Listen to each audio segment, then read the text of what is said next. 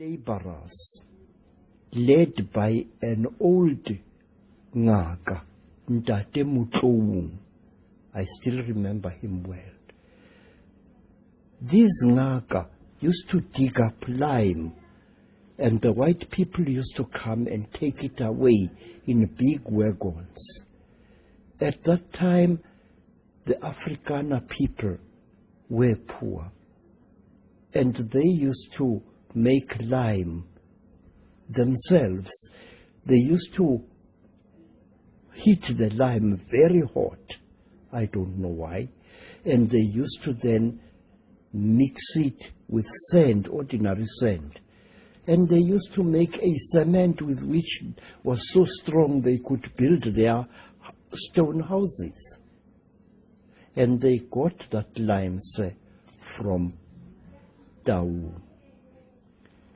Mr. Mutlou, the black man, he always used to dig up with his men. He used to dig up teeth, big teeth and big bones. And they used to think these things were full of much magic, because some of the bones were very big. And Mr. Mutlou put these bones in his heart. Some he put them around his heart. Some of these bones were just big teeth, jaws, Some of them, however, were little monkeys, about so big. And you could see the little eyes that this thing was a monkey which must have fallen into sand or something. And the people honored these skulls. One day there arrived a white man, a small white man, with burning blue eyes like fire. And this white man must have been some kind of ngaka sangoma, as the black people used to see him. He walked there, his back bent, and his eyes burning into the land. And he saw one of these monkeys, and he loved it. And he asked Ntate Mutlou to give it to him. And Mutlou said, "Lekgwale ke moloi." This white man, he is a big witch.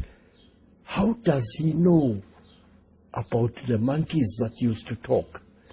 He said, "Fatombas." Professor Datse did not dig up the down skull. He found it already dug up. What he did was to trim the rubbish around it. And he said so himself. Professor Dat was the one man of all South African academics and politicians who was willing to give me a chance.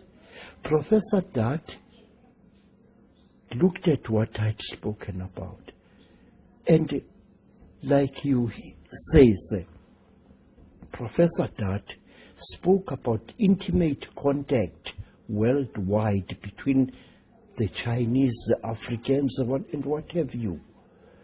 Professor Dat, as I say, was a human man, because Revel Mason and Tobias were uproar. They were overreacting to a man they should have ignored. They should have ignored me. But they drew the attention of many people to myself undeservedly. Professor Dat then, he assigned two beautiful white people. He said, "Mutwa, I am assigning to you my assistant, Mr. Adrian Boshia, and his wife.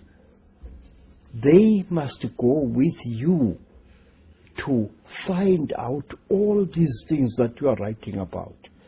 You can't tell people this, that, and the other without it being verified." In this way, sir, Mr. Adrian Boshia went